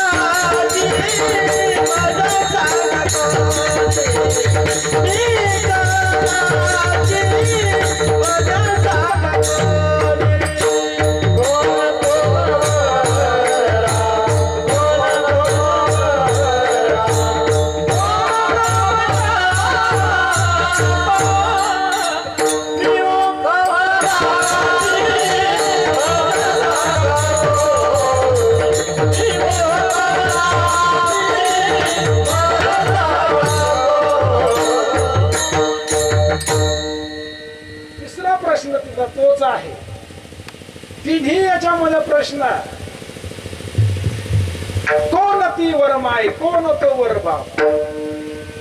आता वास्तविक पाहता लग्नामध्ये हे दोन पात्र मुख्य आहे. कोण? वरमाई आणि वरबाप. वराला खुश ठेवायचं का नाराज ठेवायचं हे दोघांवरती आहे. काय? कोणावरती? वरमाईवरती आणि वरबापावरती. त्यांचा कसा पाहुणचार ठेवायचा किंवा काय करायचं. अजून दुसरा विचार आहे, आपल्या मुलीचं आपल्या मुलाचं कल्याण करायचं का वाटोळं करायचं हे सुद्धा त्यांच्याच हातात आहे. कोणाच्या हातात? वरमाईच्या आणि वरबापाच्या हातात. त्या मुलांना वळणं जन्माला घातल्यापासून लग्नापर्यंत पायावर उभ्या करायचं, त्यांना मार्गदर्शन करणं हे कोणाचं आहे? वरमाई आणि वरबापाचं आहे. बरं, आता वरमाई आणि वरबाप म्हणजे काय? तर जे नवरीचे आणि नवरदेवाचे आई बाप आहेत त्यांना म्हणतात वरमाई आणि वरबाप. मग आता इथं सांगतं कोण तो वरमाई आणि कोण तो वरबाप, कोण तो नवरा आणि कोण तो म्हणतात. आता विचार करा, आता वरबाप आणि वरमाई हे मुख्य आहेत. मग आता ह्या देहरूपी गावामध्ये लग्न आहे, इंद्रिय रूपी याच्यामध्ये वराड आहे. पण त्या नवरीचे त्या नवरदेवाचे वरमाई आणि वरबाप म्हणजे काय समजून घ्या. बुद्धी ही वरमाई आहे आणि मन रूपी बाप आहे. कारण हे सगळं आपल्या इथं विचारावरती आपलं आवड निवड हे हेड आहे. इथं मंत्रिमंडळ आहे. इथून चालना मनाला भेटते. कुठून? बुद्धीतून. आजही मला सांगा, मन कोणाच्या जीवावर नाचतंय? मन. आता मन ही गोष्ट अशी आहे, तुकोबाराय सांगतात ह्या जगामध्ये मना इतकं चंचल काहीच नाही. कीर्तन चालू असताना माझं मन दिल्लीला जाऊन आलं. एवढ्यात किती फास्ट आहे. पण त्याला दिल्लीला पोहोचवणार ही वरमाई. कोण? बुद्धी, विचार. कोण? वरमाई. कोण? बुद्धी आहे. मग आता वास्तविक पाहता मन जरी किती चंचल असलं पण बुद्धीशिवाय ते पळत नाही. त्याला पळवणारी कोण? बुद्धी. आदेश देणारा कोण? बुद्धी. म्हणजे वरमाई. म्हणजे वरमाई. मला सांगा, आजही वरबापाला पळवणारी कोण आहे? लग्न झाल्यावर कळतंय सगळं. तिच्याशिवाय हा काही करू शकत नाही. पूर्वी चालायचं, आता नाही चालत. आता गणित उलट झालं. पूर्वी सुनंदला सासूरवास होता. काय होता? सासूरवास. आता सासवांना सुनवास चालू झाले. नवीन आयटम झाले, सुनवास. सासूरवास शब्द बुडाला आणि सुनवास शब्द चालू झाला. हो ना. आता तसंच इथं आहे का नवऱ्याचा सुद्धा आता विषय असा आहे का बाईच्या विचाराने आता नवऱ्याला वागावं लागतं. आणि नवरा जर बाईच्या विचाराने वागला नाही तर समजून घ्या इथं 2 महिन्यात घटस्फोट अशी परिस्थिती. कारण आता स्त्री अवस्थेला गरज राहिली नाही. आता गरज आपल्याला आहे. पहिलं तसं नव्हतं. राहिली तर राहिली, नाही तर तसं अवघड. पहिलं लोक म्हणजे अनगड होती. आता तसा कलियुगात बदल झाला. मग आता जशी बुद्धीची चालना राहील तशी मनाची चालना आहे. म्हणजे जशी वरमाईची चालना राहील तशी वर बापाची काय राहील? चालना राहील. मग आता ह्या मुक्तिरूपी नवरीला ओळख करायची कोणाची? पहिला तिला केंद्रित केलं पाहिजे वरमाईला आणि वरबापाला. म्हणजे ताब्यात कोणाला घेतलं पाहिजे? बुद्धीला आणि मनाला. आता नवरदेव ओळखायचा, खऱ्या नवऱ्याशी लग्न लावायचंय, खऱ्या नवऱ्याच्या स्वरूपाशी एकरूप व्हायचं. मग मनाने खेळ जमणार नाही. आणि मनाने जर खेळ केला तर मग कार्यक्रम अवघड होतो. सैराट पिक्चर पाहिला असेल. तुम्ही जर सैराट केला वर महिन्यान वर बापाला सोडून तर मग कार्यक्रम अवघड होतो. आता समजले वाले को इशारा काफी आहे. आता तुम्हाला बाहेरचा सैराट नाही सांगायचा, मला आतलं सांगायचं आहे. तुम्ही तो समजून घ्या. आता बारकाईनं चांगला विचार करा, कार्यक्रम अवघड होतो. आता काय करायचं, आता आपल्याला त्या नवऱ्याला ओळखायचं, त्या नवऱ्याशी एकरूप व्हायचंय. पण त्या नवऱ्यापर्यंत पोहोचण्यासाठी अनेक अडचणी आहेत. मागशी सांगितलं साहिल जाता नवरीचे लग्न आणि त्यात येणारे विघ्न. म्हणून माऊली सुद्धा सांगतात, मनोमार्गे गेला तो तेथेची मुकला, मनाच्या मार्गाने गेलं तर जमणार नाही. मग त्या नवऱ्याला ओळखण्यासाठी, त्याच्याशी एकरूप होण्यासाठी आपल्याला काही मदतीची गरज आहे. म्हणून त्या काळामध्ये सुद्धा तुकोबाराय जरी ईश्वर विभूती अवताराला आले, संत म्हणून अवताराला आले, पण त्या काळामध्ये भक्तीची आवड होती, कीर्तनाची आवड होती, भजनाची आवड होती. पण ज्याच्यासाठी सगळ्या गोष्टी करायच्या आहेत त्या परमात्म्याची ओळख नव्हती. म्हणून तुकोबारायांनी अनेक जणांना विचारलं त्या काळात, कोण्या गावी आहे सांगा. मग तुकोबाराय सांगतात, काय मी उद्धार पावेन, काय कृपा करील नारायण, आयुष्य तुम्ही सांगा संत जन, करा समाधान चित्त माझे. मग आता चांगला बारकेने विचार जर असं, त्या काळामध्ये साधू संतांनी त्या परमात्म्यापर्यंत पोहोचण्यासाठी अनेक जणांना प्रश्न विचारले. मग मी विचार करा, कीर्तनकार होते, भक्ती होती, काय गरज होती विचारायची, काय गरज होती त्या स्वरूपापर्यंत जायची. तसं आता सुद्धा त्या जीवनमुक्तीला आपल्याला त्या भगवान परमात्म्यापर्यंत खऱ्या अर्थानं पोहोचायचंय, त्या नवरदेवापर्यंत पोहोचायचंय. पण त्याची ओळख कशी होईल, काय होईल, मग ती त्या वारडाला विचारते. पण त्या काळामध्ये सुद्धा तुकोबारायांनी सुद्धा अनेक जणांनी प्रश्न विचारले, पण त्या परमात्म्याची खऱ्या नवऱ्याची ओळख कोणी सांगितली नाही. मग त्या काळामध्ये तुळशी वृंदावनाच्या ओट्यावरती ओतूरवरती झोपले म्हणजे कुठं या ब्रह्मात ही झोप स्वप्न, आणि ते स्वप्न पडलं कुठलं माहिताचं स्वप्न, गोदडीचं नाही. आणि त्याच्यामध्ये त्यांच्या सद्गुरू जीवनामध्ये प्राप्त झाले. आणि बाबाजी चैतन्याने स्वप्नात येऊन खऱ्या अर्थानं बाबाजीने स्वप्ने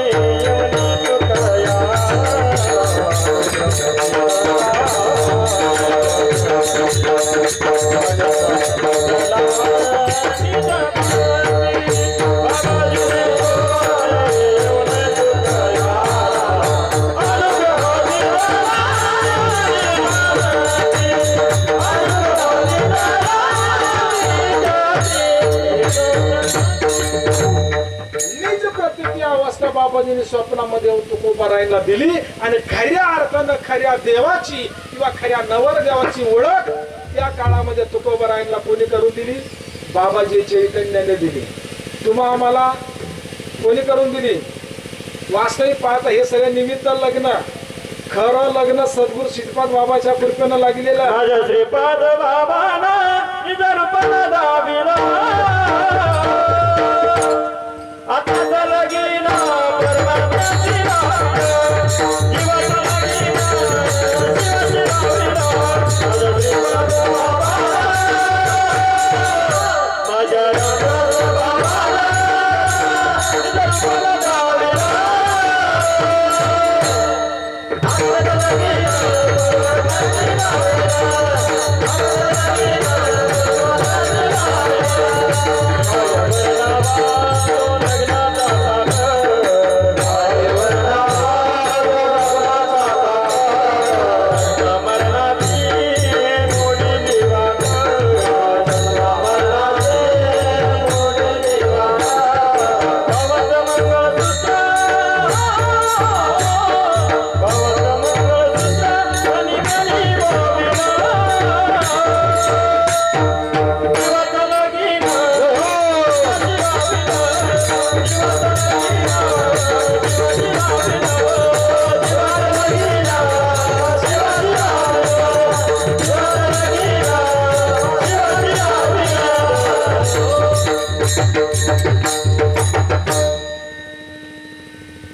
माझा श्रीपाद बाबाने निज रूपाला दाविलं आणि जीवाचं लगीन शिवाशी लागलं.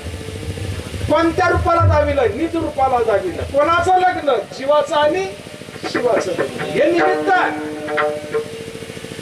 मला सांगा, उद्याकडे जर लग्न सोहळा होणार आहे, ज्या नवऱ्याशी लग्न होणार आहे, आता वास्तविक पालक मग थोडं अवघड वाटेल, पण खऱ्या नवऱ्याशी लग्न आधीच झालेलं आहे. कोणाचं? आजच्या नवरीचं. काय उद्या कसं येणार? तुम्हाला का नवरा येणार? वरील सावळे परब्रह्म वरील सावळे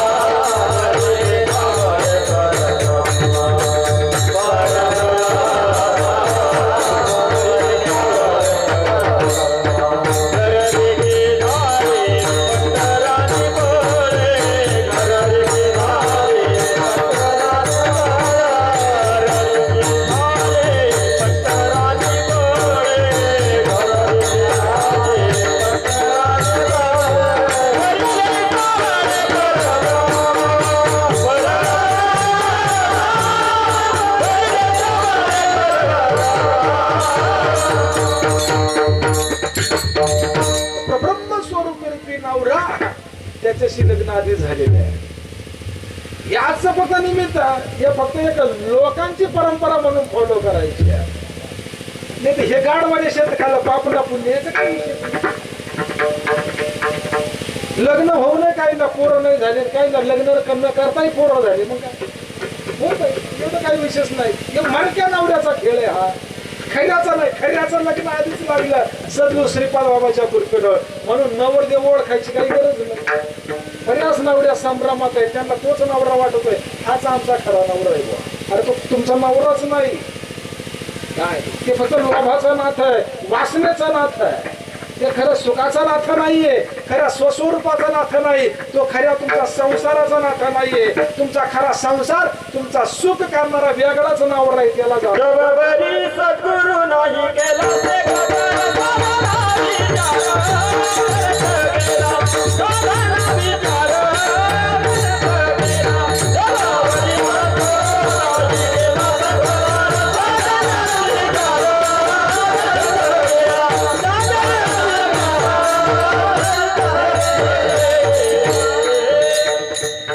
काय प्रवाह दिला महाराजांनी? जोपर्यंत सद्गुरु नाही केला, सद्गुरु म्हणजे सद्वस्तू प्राप्त करून देणारी अवस्था, सद्वस्तू हाच नवरा आहे. विठाला विठाला.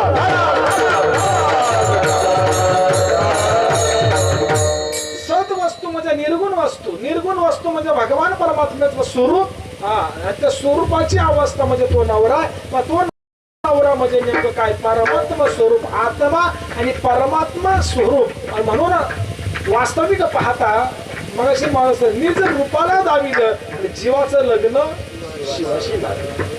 मग आता वास्तविक पाहता जोपर्यंत त्या आत्म्याचं परमात्म्याचं लग्न राहत नाही, त्या आत्म्याची ओळख होत नाही. आत्म्याची ओळख ज्या दिवशी होईल त्या दिवशी खऱ्या अर्थानं आपली ओळख होईल. मग आता विचार करा, इतर भक्तीमध्ये फक्त बाह्य रंगाने भक्ती करतो, कोण देव प्राप्तीच्या इच्छेने भक्ती करतो, कोण देवाच्या स्वरूप बघण्याच्या इच्छेने भक्ती करतो, म्हणून त्याला अनेक प्रकारचे वर्णन दिलेले आहेत.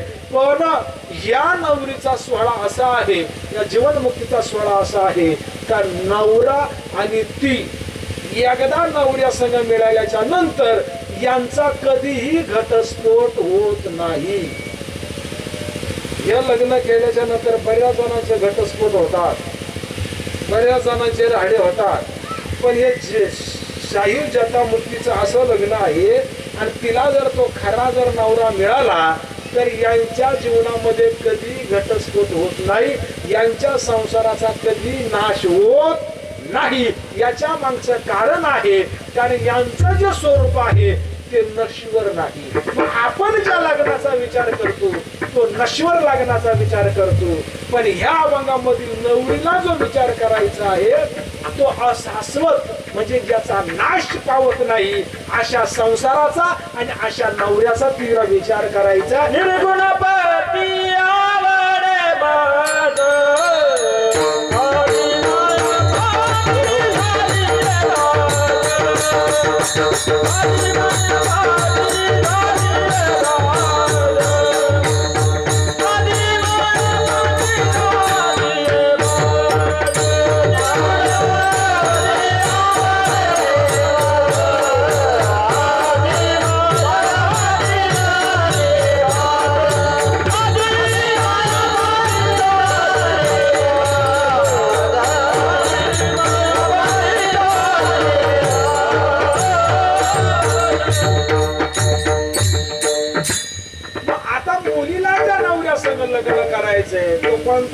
सांगितला माग आताच प्रमाणामध्ये.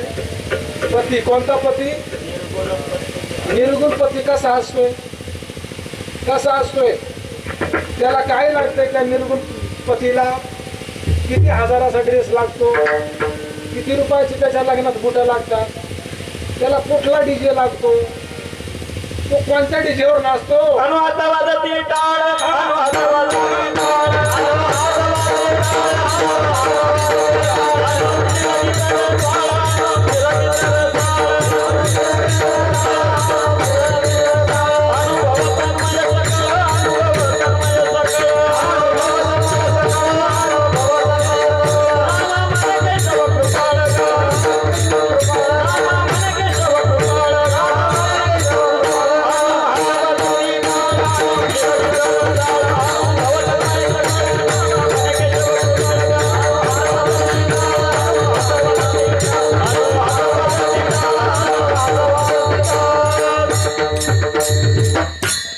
या निर्गुण रूपी नवर देवाचा डीजे सांगितला. अनुहात वाजती. आता अनुहात ही काय भानगड आहे? काय भानगड आहे? हो, अशी काय अवस्था, असा काही त्याचा नाश जीवनामध्ये, असं काही प्रेमाचं भरतं त्या आनंदामध्ये, त्याच्या जीवनामध्ये येतं, त्या लग्नाच्या सोहळ्यामध्ये. काय हो, नाचणं इकडे आहे आणि नाचणं याच्यामध्ये सुद्धा आहे. काय नाचे टाळी पिटी प्रेमी अंगे धरणी, माझे सखे ते सज्जन भोळे भाविक. इकडं सुद्धा त्या लग्नामध्ये, इकडं सुद्धा त्या आनंदामध्ये नाचतात. जेव्हा लागतंय काय? ब्रह्मानंदे लागली टाळी. आणि कोण ती हाते? ब्रह्मानंदाला टाळी लागल्याच्या नंतर ती हा, म्हणजे आता जसं इथं लग्न झाल्याच्या नंतर टाळी वाजवतात. मग असलं की झाली तांदूळ फटकावलं का आपण टाळ्या वाजवतो. तिथं सुद्धा एकदा त्या नवरीने त्या नवरदेवाला ओळखलं, त्या नवरदेवाची ओळख पटली आणि ती नवरी त्याच्या स्वरूपाशी एकरूप झाली. त्या तिळं सुद्धा टाळी वाजते. ब्रह्मानंदे लागली टाळी आणि कोण देहाते. म्हणजे बघा, हा खरा सुखाचा लग्न आहे आणि हा खरा सुखाचा सोहळा आहे. म्हणजे कोण? स्वस्वरूपाशी एकीकरण, आत्म्या परमात्म्याशी एकीकरण, त्या निर्गुण पतीशी एकीकरण. मला सांगा, इथं बसलेल्या कितीतरी माझ्या माता वर्ग असेल, त्या किती जणींनी इथं निर्गुण नवऱ्याला ओळखलेले किंवा त्या निर्गुण नवऱ्याशी लग्न केलेलं आहे. ज्यांनी केलं असेल त्याचा शेवट गोड होणार आहे. ज्यांनी केलेलं नसेल त्यांनी विचारून करा आपल्या जीवनात किती अडचणी येतील. आणि ज्यांनी केलं नसेल त्यांनी डबल लग्न लावून घ्या. काय हो, ब्राह्मण रूपी देव बापा आपल्या जवळच आहे. बाईने गुरु केला घोटीचा, गुरु केला घोटीचा, बाईने गुरु केला घोटीचा, बाईने गुरु केला घोटीचा.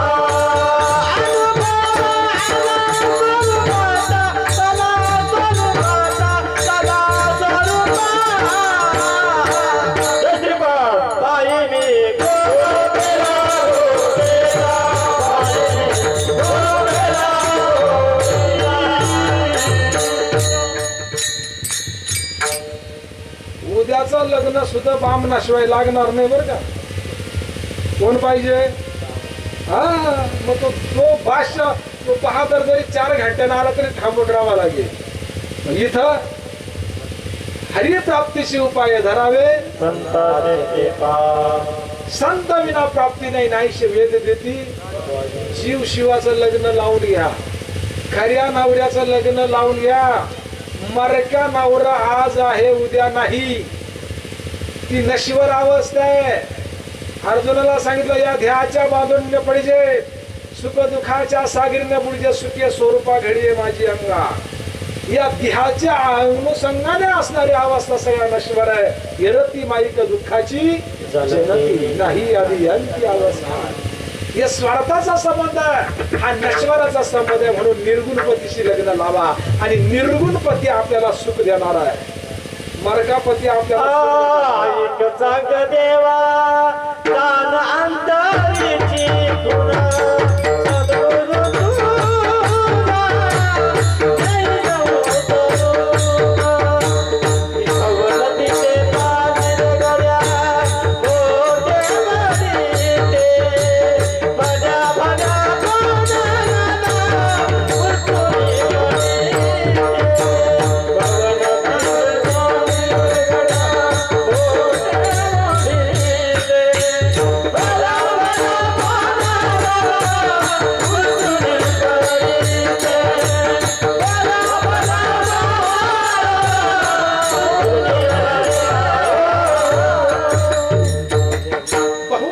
नदीचे पाणी भलते उडते न भल्या भल्या पोहणाऱ्याला उलटून पाडायचे म्हणजे हा उलगडा जीवनाचा होऊ देत नाही.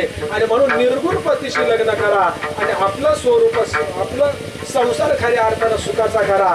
आता निर्गुण म्हणजे काय? ज्याला रंग नाही, ज्याला रूप नाही, ज्याला वर्ण नाही, ज्याला छाया नाही, जो घडवला नाही, जो बसवला नाही, असा तो पती परमेश्वर या जीवनामध्ये सुख देणारा आपला तोच आहे.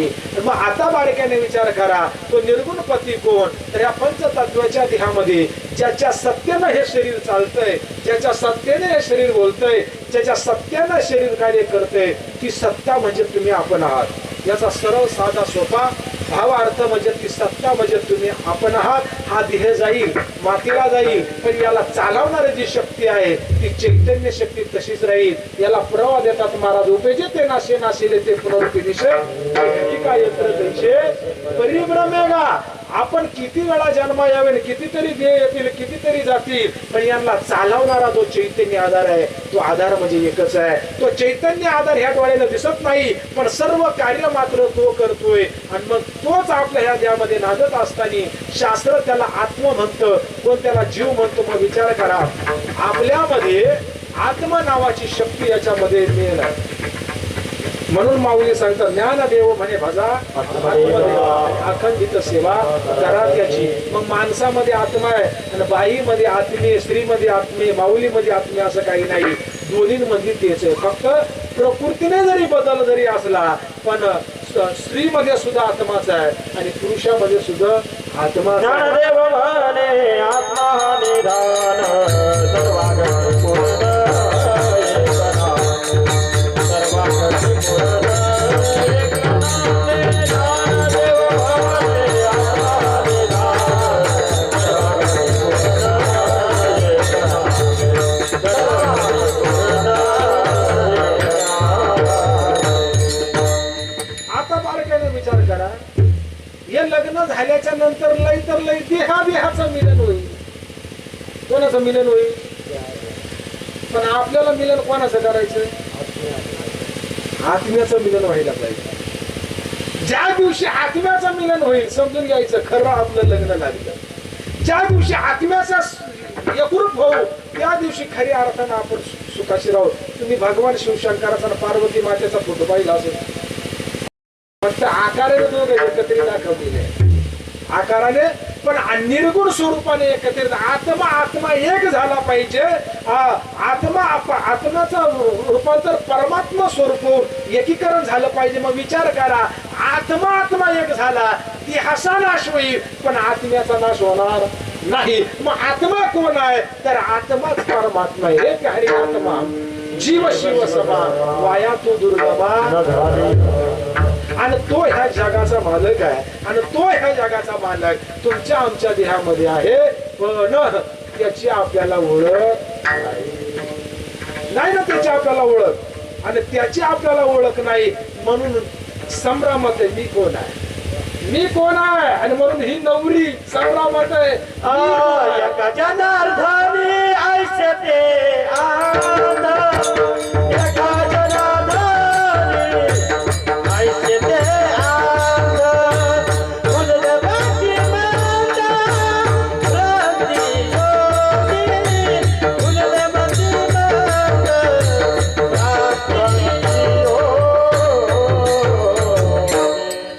आणि म्हणून बारकाईने विचार जर केला, अशा एकदा आपल्याला स्वरूपाची ओळख झाली त्या ह्या नश्वराचा आपण विचार करणार नाही. कारण जे तुमच्यामध्ये ईश्वर स्वरूप आहे ते पिंडामध्ये तेच आहे, ब्रह्मांडामध्ये तेच आहे. आणि म्हणून त्या नवरीला ओळख पटवून दिली का बाबा हे देहरूपी गाव आहे, आत्मारूपी नवरी आहे, आत्मारूपीच नवरदेव आहे. पण जेव्हा आत्म्याचं मिलन होतं तेव्हा मुक्ती प्राप्त होती. मग कोणती मुक्ती?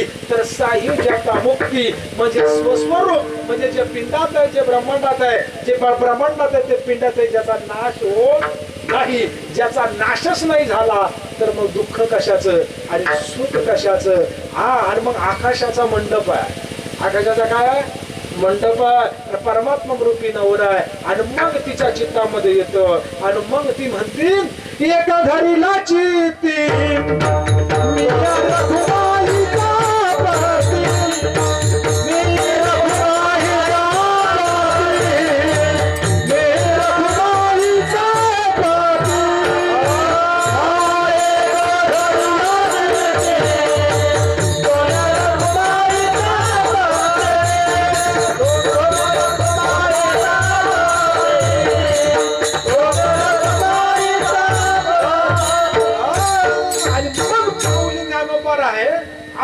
अभंगाच्या शेवटच्या चरणामध्ये तिला तिच्या स्वरूपाची ओळख दे. वराड नवे सोनगे माये, वराड नवे सोनगे माये,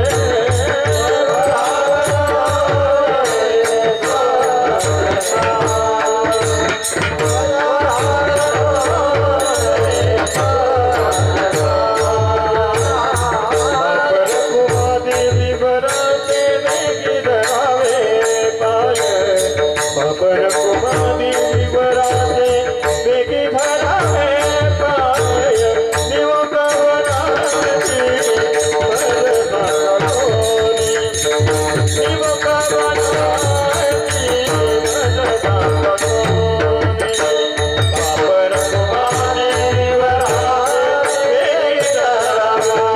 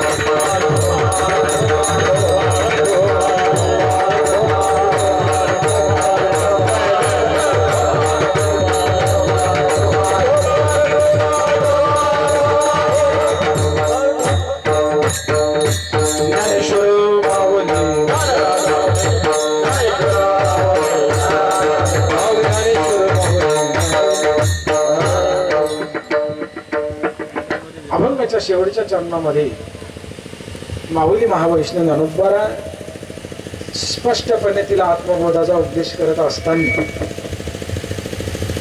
वऱ्हाड नवे स्वप्न गे माये आणि बाप रखमा देवी वराचे धरावे पाय. ज्या वऱ्हाडाच्या बाबतीत तू विचारणा करते प्रश्न पडला ते स्वप्न आहे. हे सुद्धा स्वप्न आहे आपल्या सहित. आज आहे उद्या नाही, हे स्वप्न आहे. मंडप आज आहे उद्या नाही. नवरी नवरी सगळेच वरमाय वरबाप आज आहे, कारण हे सगळी नश्वर अवस्था आहे. यांचा विचार करू नको. हे स्वप्न आहे, हे वराड नाही, हे स्वप्न आहे सगळं. हे लयाला जाणार आहे, हे नाश पावणार आहे. मग तुला जर सर्व शाश्वत सुखाची जर प्राप्ती करायची असेल तर तू रखमाईचा जो पती आहे तू त्याच्याशी लग्न लाव. निर्गुण पती बाप रखमा देवी, पुढे शब्दाला वराचे, वर म्हणजे नवरदेव, त्या नवरदेवाचे पर पाय धर म्हणजे असे तसे धरू नको, वेगळी धर. वेगळी म्हणजे पटकन. म्हणून सांगून गेलो, ज्यांचं दुसरं लग्न व्हायला नसेल किंवा पहिलं व्हायला नसेल त्यांनी वेगळी पटकन करावा, तर आपल्याला मुक्ती मिळेल आणि आपल्या जीवनात सुखी होईल. मग निस्तार महिलांसाठीच नाही, हा पुरुषांसाठी सुद्धा. इथं बसलेले सगळेच काय माळकरी नसतील, सगळ्यांनीच तुळशीचे मंगळसूत्र घालेल नसतील. ज्यांनी तुळशीचे मंगळसूत्र घालेल नसतील, जीवनमुक्तीशी लग्न लागेल नसेल, रखमाईच्या पतीशी लग्न लागेल नसेल, त्यांनी उद्याच बाहेर रंगाचं लग्न लागण्याच्या आत आपलं रात्रीतून हातलं लावून घ्या. काय गोंधळ नको व्हायला परत. आणि म्हणून जो लावून खऱ्या अर्थानं तुम्ही आणि भाग्यवान ठराल म्हणून उद्देश केला. बाप रखमा देवी वराचे धरावे आणि पाय. फक्त आता ही वडिलांची परंपरा आहे म्हणून हे करत आहे. बाशिंग आहे ना, सगळं आहे. मेन मंगळसूत्र आहे, बाशिंग नंतर भेटेल काय. आणि म्हणून बारीकाईनं जर विचार जर केला असा ह्या अभंगाचा एक भाव अर्थ माझ्या अल्पशा बुद्धीप्रमाणे सद्गुरू सच्चिदानंद श्रीप्रभा रामदास बाबाच्या कृपाआशीर्वादाने जसा विचार दिला तसा मांडण्याचा प्रयत्न केला. तो असा असेलच असं नाही. चांगला असेल ते घेण्याचा प्रयत्न करा, चुकीचा असेल माझ्या बुद्धीचा दोष मला परत द्या. आणि म्हणून आजच्या या मेळाव्याच्या निमित्तानं कीर्तनासाठी उपस्थित आलेल्या सर्व पाहुण्यामध्ये सोयरे राहिले साधक बंधू मंडळी सगळ्यांना आल्याबद्दल या कुटुंबाच्या वतीने खऱ्या अर्थानं त्यांचं सहर्ष स्वागत. आल्याबद्दल त्यांना धन्यवाद. आणि आतापर्यंत कीर्तन ऐकलं म्हणून तुमच्या चरणावरती नतमस्तक होतो. तसेच कीर्तनाला ज्यांनी साथ दिली, सर्व गायक वादक खऱ्या अर्थानं सुंदर अशी साथ दिली, त्यांनाही धन्यवाद देतो. ज्यांनी आपल्यापर्यंत सुंदर आवाज पोहोचवला साऊंड सिस्टम लावून त्यांनाही धन्यवाद देतो. आणि आपल्या ज्या ठिकाणी आलेले सर्व मंडळी त्यांनाही धन्यवाद देतो. बाबासुद्धा आपल्या सोबत आले म्हणून बाबाच्याही चरणावरती नतमस्तक होतो. आणि झालेली सेवा भगवान परमात्मा संतांच्या चरणी ईश्वराच्या चरणी अर्पण करून सेवेला पूर्ण विराम देतो. जय विठ्ठल माऊली ज्ञानराज माऊली जय जय विठ्ठल जय विठ्ठल महाराज